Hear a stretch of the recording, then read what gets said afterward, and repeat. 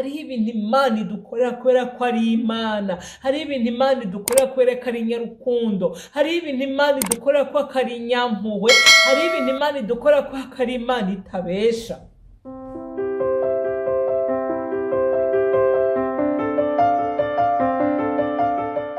Bakunzi ba Axia Vibes TV, iteka ryawe, iteka ryanje, iteka ryacu, kwemera kubyara ubuzima, ni mama Nyishu. Ndabagumbiriye umwe wese ahari agubwe neza, dukomeze gushima Imana kubera ko Imana idukunda, kubera ko Imana idufitiye icyizere, kubera ko Imana igomba kutugirira neza, iratuganiriza ikaduhugura. Rero kaze tubandanye twumviriza, kaze tubandanye twiga, kaze tubandanye tugubwa neza. Yego, turacari kuri rwa rugendo rwa sokuru muze mwihangane, ariko niko Imana yabishatse. Numva ariyo ngaburo ijuru yaduteguriye, numva hari ikintu Imana iriko iravugana n'imitima yacu, numva hari ikintu Imana idushakako.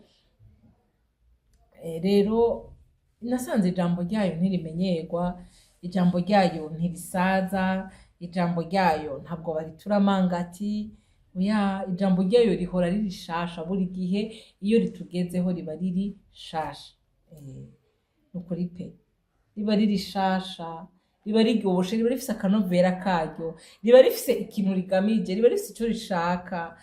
Je hari igihe nsoma ijambo nkavuga suri ko iryo jambo ryahora muri Bibiliya yanje, muri Bibiliya nahora nsoma, canke ni rishasha. Ariko nuko Imana ibishaka kuvugana natwe, ibishaka kudukangurira, niyo specialite y'ijambo ry'Imana. Ubundi homa warayisomye, urashobora kuzoyisubira kuyisoma rimwe, ukasubira gatatu, mugasi nibaze ko ari homa nosoma 5 fois. Rero niyo specialite. Hari uburyohe buri mu ijambo ry'Imana, hari uburyohe, hari kandi kanovera Imana yashize mu ijambo ryayo. Rero nico ndayikundira.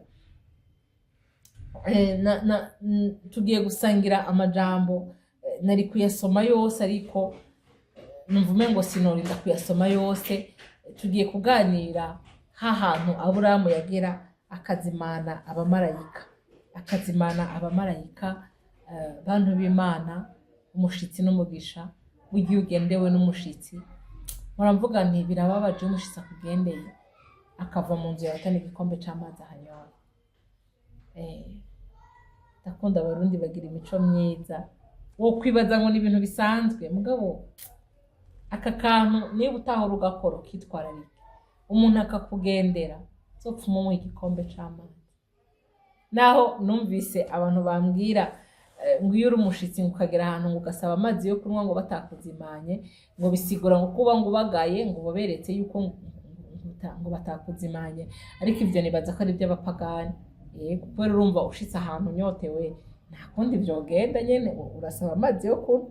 Mugabo numvise ngo wasuzuguye ivyo wonya, mugabo oya, nitwobitebako. Ariko buriya umushitsi n'umugisha. Urugo rutagenderwa n'urugo rugowe. Nukuri pe, iyo mu rugo batakugendera biragoye. Ndabizi ko hari igihe kigera abantu nyene ntibadusure kubw'imvo runaka, ariko ntibiryoshe. Niwumva no mu mutima wawe ugoberewe kuja kuraba runaka, uragenda umurabe. Biraryoshe, bigira kandi kanovera kabyo, bifise ukuntu nyene bimeze. Kandi haba hari impamvu. Nituvuze bya bintu byo kwiyerera, byo kumva ko kwama kwanaka, oya. Mugabo hari igihe umva mu mutima wawe hari ikintu kugira ati genda usuhuze naka, genda urabe naka, genda uramutse naka. Niwumva mu mutima wawe ako kantu kariko karadodora, uragenda umurabe. Rero Aburahamu ngo azimana abamarayika. Kuri 18 turasoma rero kuri 9 haravuga ngo baramubaza bati Sara umugore wawe ari hehe? Arabishura ati ari mwihema. Aramubwira ati umwaka ugeze aho ugeze sinzobura kugaruka iwawe. Sara umugore wawe yavyaye umuhungu. Siragerera ibintu nanje ribuka gatwega.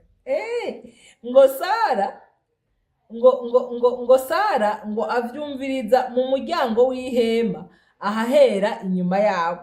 Nuvuga ngo yari inyuma yabo ariko aravyumviriza, donc yarabumvise. Ngo kandi Aburahamu na Sara bari bashaje bageze mu zabukuru, ngo kandi Sara yari yaraciye menopause. Twebwe ubu batubwira ngo 45 ans, imbere Sara yarageze kuri 90. Ngo yari yaraciye, ngo maze Sara atwengera mu mutima ngo ati ko maze gukecura noba nkigomba umugabo. Imagine, sinzi ko ako kantu mukumvise. Twihoze ibyo kuvyara, no seulement kuvyara, no kugomba umugabo nta nibyo kigomba. Imana ndagomba ngo ubikurure ubikwege ubishire muri gahunda yabyo. Oya, ibyo kuvyara tuvyihoze, même l'envie là ntayagifise. Mana yacu nishi cye numva suye icompa umutima wanje ukizera, icompa umutima wanje ukihangana, kubera ko imibare y'Imana, ibiharuro vy'Imana ntabwo ari cyo kimwe natwe. Uko Imana iraba siko twebwe tubona, siko twebwe turaba. Uko Imana yiyumvira, ibitekerezo by'Imana ntabwo byokwira muri aka gaservo kacu kangana. Hoya, Sara ngo aravuga ati usibye no kuvyara no kugomba umugabo sinkimugomba. None ivyo vyivyara babizanye gute? Oya, haragera igihe tukaba muri bwa buzima ngo nariyakiriye. Iyo jambo numva shaka ko tuzoriganira. Ijambo ryo kwiyakira ku mukristo jewe sindagemera, narikunda siryo. Genre kwiyakira ni kuvuga ngo ivyo bihe urimwo nivyo wakiriye. Donc ivyo bihe bibi bitaryoshe wowe waravyakiriye, wabigize ivy'iwawe. Nico gituma sometimes uvuga ngo ya ngwara yanje, uvuga ngo bwa bukene bwanje, ngo urabona rero ngo wa mubiri wanje, ngo urabona rero ngo wa mugabo wanje, ngo urabona rero ngo wa mugore wanje. Kandi iyo bivuze gutyo c'est pas dans le sens positif, ni muri sens négatif. Ça veut dire ngo hari igihe wabayemwo igihe kinini cyane, noneho rero wariyakiriye ico kintu ubona yuko ari ico ngico nyene ukwiye kubamo. Navuze rero ngo ibintu byo kwiyakira jewe ku mukristo sindavyemera, kubera ko kwiyakira bivuga gute? Uri muri iyo situation, waramaze kubona ko iyo situation ni inchangeable, ntabwo ihinduka, ntabwo ivayo, ntabwo ishobora kugira.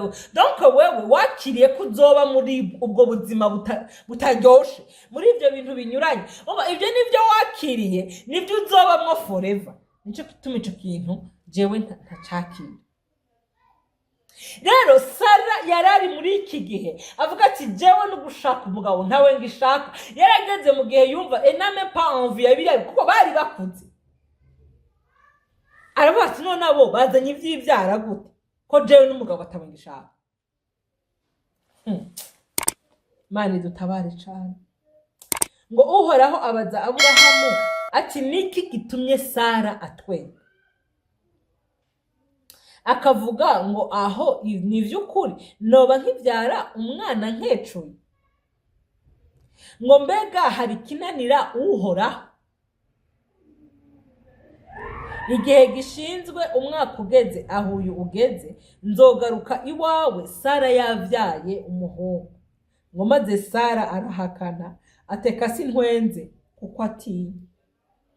Aramubarira atoya urantwenze. Je ndabizi ko nanje aho ndahaja. Jewe ndabizi yuko nanje hari ibintu usa nkaho nabitsa ahantu, kandi unabimbwiye ndaje no gutwega. Iyo urugendo rwabaye rurerure, wicitegereje iyo gitevye kivuna umutima. Ngo kandi umubabaro w'umutima ngo umenywa n'umutima ubwawo. My dear, wobana nanje, wogendana nanje, wonkunda, wontahura, wokwibwira ngo urahari. Ariko nagira ndakubwire, hari ahantu udashobora gushika, hari ahantu ari Imana yonyene. Rero Sara yari aho hantu. Sara yari aho hantu ho kuba ibyo bintu yarabivuyemo. Ufite hari igihe ibintu uhitamwo kubivamo kugira ngo udacumura, kugira ngo utababara. Je mbwira abantu reka tube mukuri. Imana yampamagaye irazi ko ndi nyakuri. Ntabwo nzoza ngo ndakubeshe. Sinje nga kukubesha ngo nama ndi forte, sinje nga kukubesha ngo nama ndi strong. Ntabwo nje kukubwira ngo mpora mpagaze nemye, ntabwo nje kukubwira ngo mpora ndabyizeye, ngo ndabirimo. Hariho ibintu Imana idukorera kubera ko ari Imana. Hariho ibintu Imana idukorera kubera ko ari nyarukundo. Hariho ibintu Imana idukorera ko ari nyampuhwe. Hariho ibintu Imana idukorera ko ari Imana itabesha. Twarasenze amasengesho ukayasenga, ukageraho ukabura nayo usenga. Aho nimba utarahajya, uracafise umwanya, uracafise igihe cyo kwavanza. Urashobora gusengera ikintu ukagera igihe ukumva noneho amasengesho yose warayasenze. Umva, amasengesho urira ukaba warayakoze, amasengesho bucece nkamwe yana bagera igihe kuvuga ngo asigaye ari umusinzi ukaba warayakoze, amasengesho wiruka, amasengesho urara hasi, amasengesho utajya utanwa, ayo ukaba warayakoze. Cyaki none wakagera igihe ukumva umengo jewe singifise ibyo mvuga, iki ndakiretse. Ari wahandi usanga umukristo yarageze igihe akavuga ngo jewe nariyakiriye, ntukakiyakire mu kibazo, ngo yewe wowe wibutse uhoraho, ngo ntugatuze, ngo kandi nawe ntumwemerere yuko atuza, dutegerezwa kumwibutsa.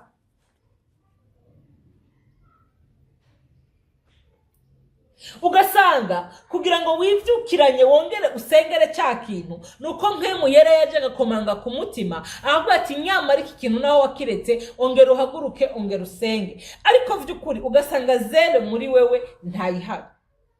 Rero utibwira ngo ibintu byabaye kuri Sara wewe ntibigushikira. Okay, niba bitaragushikira je ndazi ko borabimba. Ariko Imana muri bwabo kurugana, Imana ntinarabe yuko wacitse intege, Imana ntinarabe yuko wavuye kwizamu, Imana ntinarabe yuko wataye ikirindiro. Imana ikaza igakomeza isezerano. Sara ngo aratwenga, ni nkaho kuvuga ati wa Mana we winshinyagurira. Ntabwo yatwenza agatwengo k'umunezero, wapi yatwenza agatwengo k'umubabaro. Yatwenga avuga ati ibi ni ibiki, ibyo barimwo ni ibiki, ico gipindi barimwo ni igiki. Kubera ko uyu munsi hari umuntu yoza kukubwira ngo wibuke wawe undi amubwira ati ejo nk'aya mango agafu kazoba kabonetse. Yaravuze ati nahisi n'ijuru byo fatana. Isangwa aramubwira ngo uko nyene ubivuze uzoyibona ariko we ntabwo uzojyako. Rero hari igihe tuba mu bintu, hari igihe tugendana n'Imana ukagerageza gukiranuka, ukagerageza kugenda nk'uko igomba, ikazi kabana nawe, ikazi kaguhindurira izina, ikazi kaguhindurira amateka, ikazi kakubwira uko bikwiye kumera, kandi kakomeza umutima wawe kakubwira ati ndahari mwana wanje. Ariko vy'ukuri mu bigaragara wayirondera ukayibura, wabirondera ukabibura. Ibi nibyo byabaye kuri Sara. Buriya yarinze aja kurondera ibyara kuri Hagari, suko atari yarategereje, mwene data yari yarategereje. Wibuke ko bagiye banahunga n'inzara, bahagurutse kwanza uko Imana ishatse, uko Imana yababwiye, basiga imiryango yabo, basiga byose, barahaguruka ngo bagiye ahantu Imana yababwiye kugenda, itana babwiye na direction finale. Mugabo barahaguruka. Wibuke ko bashonje, wibuke yuko hageze igihe Aburahamu avuga ati mugore wanje kugira ngo unkize reka wiyite mushikandi. Ibyo byose babiciyemo, baragerageza. Nibwo ari utu imperfection twagiye tubaho, nibwo ari intege nke zagiye zibagaragaraho, ariko barahagurutse nk'uko Imana igomba, kandi baragerageza kugenda. Kandi utavuga ngo hihi ilzoteni baratenye, ariko haragera igihe barananirwa, haragera igihe baradendebukirwa. Ariko Imana yo kavyara iravuga ngo kuri wewe nzoguha umugisha, nzokugwiza. Inshuti mukundwa, gahunda twizere Imana. Haleluya. Twizere kandi twongere twizere. Twizere kandi dusubire twizere. Urabona ko naha Sara yaratwenze, aravuga ati ibintu ntibishoboka, jewe sinkigomba umugabo. None iryo vyararyoza gute? Iryo vyararyoca hehe? Ninko ariko babwira ati kuvaho nabibwiriwe, kuvaho navyumviye, igihe kibaye kirekire nta kirahinduka. Rero mwoye kuntamba ku muvyimba, rero mwoye kugira ukunuko, nimunyirekere. Ariko nyabuna Imana iravuga ati umwaka ikigihe nzoza kandi uzofise umwana w'umuhungu. Iravuga ngo Sara untwenge iki? Aravuga ngo yango sinatwenze. Oya, byari byo navuze. Kandi ntabwo kwari ukwizera gutumye avuga ngo yasinatwenze. Nibyo ryo kuvuga ngo arisubiyemo noneho aremeye yuko Imana yavuganye nawe kandi izobishitsa. Ahubwo ngo ivyo ngo yabigize ngo kubera gutinya. Imana idufashe cyane. Ntukemere Imana kubera ko wayitinye, emerera Imana kubera ko yizeye. Uzi ko Imana ishoboye byose, uzi ko Imana ko nugukiza izogukiza, uzi ko Imana ko nugutabara izogutabara. Oya, yemerere wumva umutima wawe uvyemeye, wumva unezerewe, wumva uryohewe, kubera ko Imana izobikorera kwiyubahisha.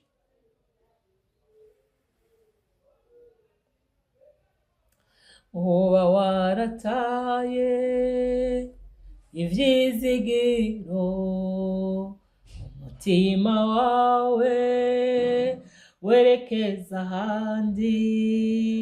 Ndakubarira nti ntuzosubira kubibona ukundi, kuko ndazi ko umucunguzi wanje ategeka imisozi, arakubwira soka, aho siho wagenewe kuba. Soka, aho siho wagenewe kuba. Muri izo ngwara siho aho siho wagenewe kuba. Muri ibyo bikubabaza aho siho wagenewe kuba. Soka, aho siho wagenewe kuba. Waciye mu bikomeye bituma wihebura, ibihe biba umwiza w'umuzitanya. Ndakubarira nti ntuzosubira kubibona ukundi, kuko ndazi ko umucunguzi wanje ategeka imisozi, arakubwira soka, aho siho wagenewe kuba. Soka, aho siho wagenewe kuba. Nshuti mukundwa, sinovuga byinshi ngo nsarare, sinovuga byinshi ngo mpogore. Ni wewe uzi aho uri kuraca, ni wewe uzi aho uri, ni wewe uzi kangahe umutima wawe ubabaye, umutima wawe uremerewe. Ariko mwemerere agusohore aho hantu, mwemerere abigenze neza. Ni we wenyene wo kuhagukura, ni we wenyene wo kugusohora, ni we wenyene nta n'umundi. Rero umugirire icyizere, umugirire confiance, araja bigenze neza. Gahunda no kwizera Imana. Shalom, shalom, shalom.